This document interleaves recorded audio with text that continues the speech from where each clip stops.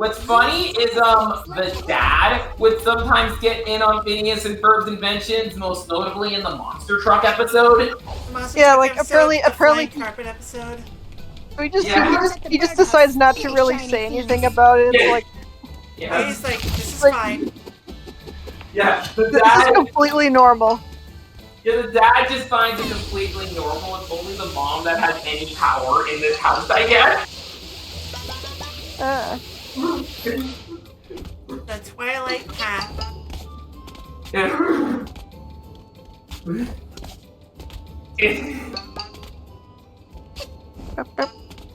Also, I feel like I remember when I watched the show as a kid, low-key, just hardcore shit Candace and Jeremy.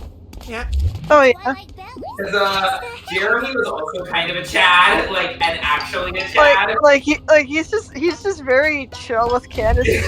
She kind of needs that. Yeah. You know how some people say that, like, you need someone who can match your opposite energies for a really happy relationship?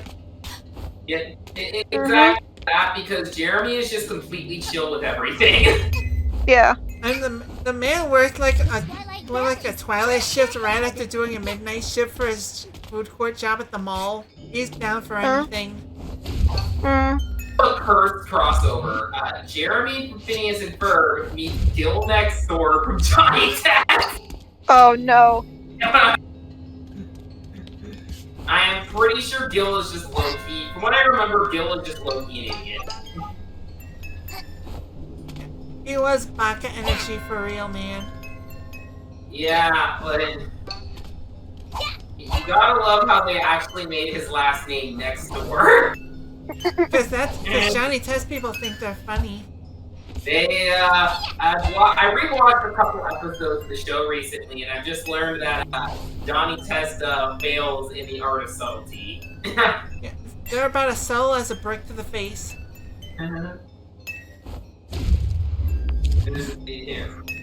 They're even as completely unsubtle with subverting gender roles by just having the dad be the aggressive house dad, and housewife dad, and the mom just being a very successful businesswoman.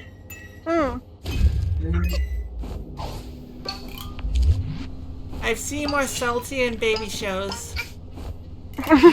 Dora gives you more subtlety. And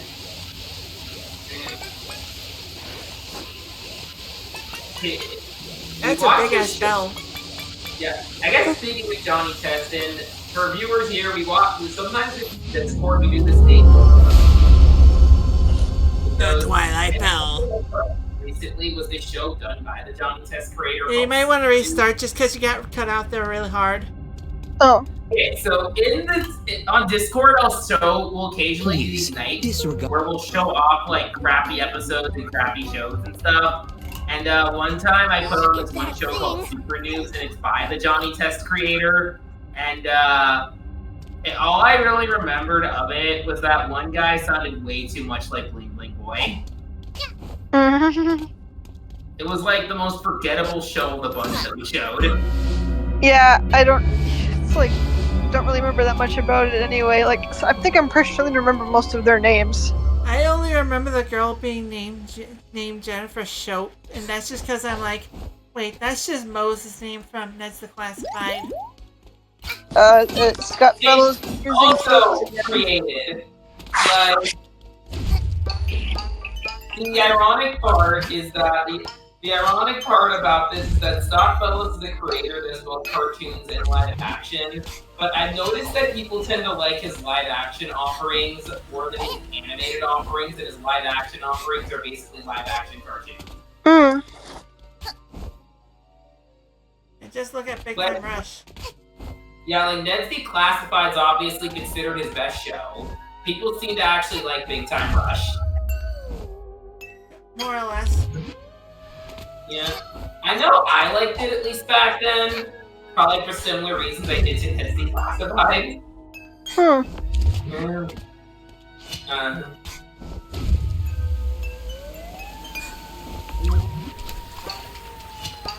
Oh yeah, I remember that question now. That's Thurman, though.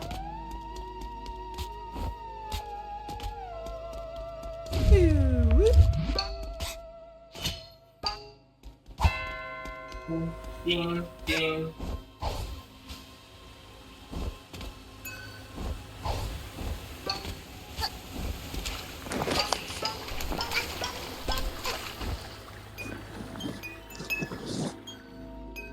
Such an interesting aesthetic. Yeah, it's like you're stepping on glass. It's like a faucet in the void. Like galaxy glass.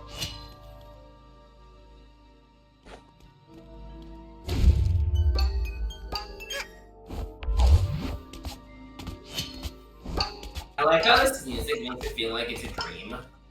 Yeah.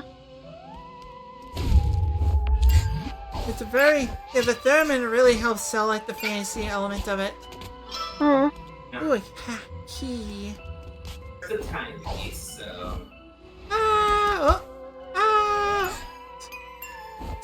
That was like that one gag from Futurama's Christmas episode where Fry was hanging off from the clock.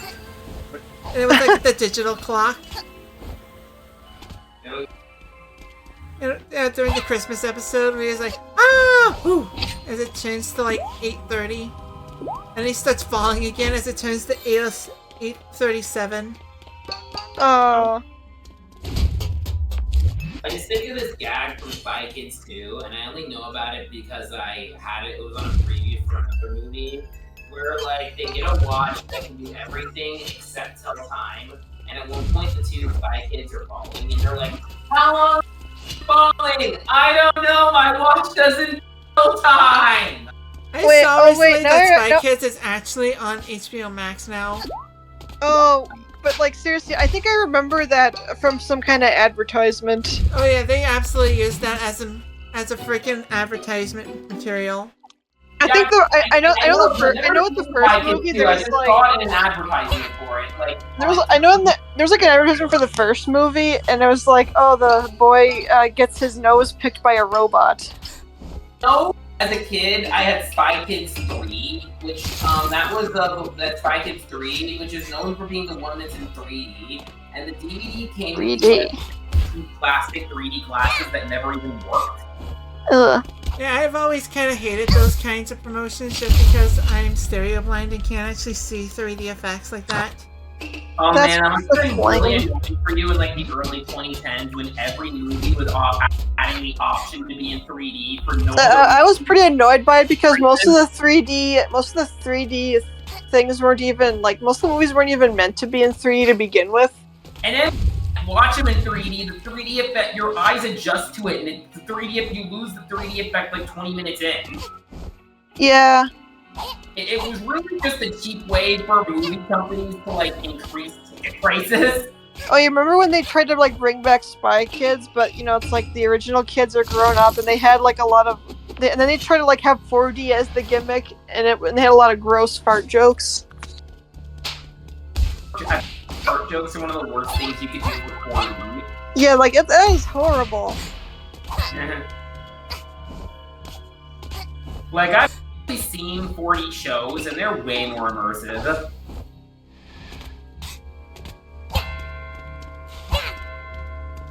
I've just seen some shows where it's like, oh, they might spray some misty water at you. Imagine that for SpongeBob 4D. I think there was a SpongeBob. Yeah, SpongeBob 4D, but they just drown you. Yeah, SpongeBob 4D, the whole theater was flooded. Oh no! Are you ready, kids? See, that's what happens when you're trying to, when you do like a VR SpongeBob. Drown them. Yeah. Total Drama Island 4D. Oh. Alright, campers. It's time to torture the audience. Meanwhile, they have Owen on standby the whole time. And then he farts. Yeah, they actually set it up. Like, they set it up where it's like the audience knows he's gonna fart, but they're all just waiting for it, and it happens at the very end. Bruh. Actually, similarly, when I was at Disney World last year, there's this attraction called It's Tough to Be a Bug. And they do a similar effect where a stink bug farts, and they have a stinky effect in there. And And I'm just thinking in there, I'm like, I hope we don't have bad sensory issues to this. I don't know. Plus, I don't really know why exactly they want to force the audience to smell something terrible. Yeah. It doesn't seem very charming to me. You're just gonna get a bunch of people wanting refunds. Like I actually had too much experience knowing what stink bugs smell like. I do not want to smell this fucking stink bug stuff, man. Ew. It's like if you try to have skunk smell. Like no one wants to smell it. They have skunk foo in 4D. Ew. I'm trying to think of other bad things that would be awful in 4D. Any gross out thing, Ren and Stimpy 4D. Ew. Yeah. Ren and Stimpy 4D would be pretty terrible, but at least it probably wouldn't be as bad as like Ren and Stimpy Adult Party Cartoons 4D. Time to see that. South Park 4D. Oh no.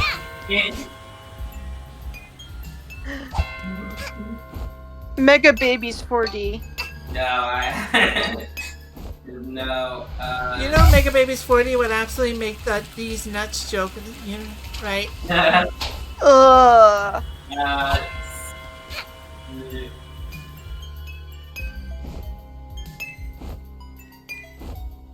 Now, what's a show that would actually be interesting to see in 4D?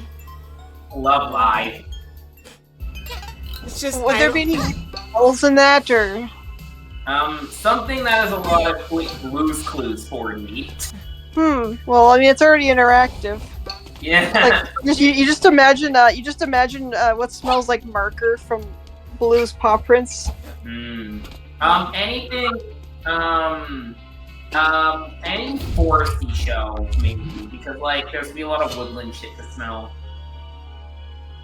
Honestly, you know what would probably be a really cool 4D experience? What? Yeah, when I had something and then I immediately lost it. No.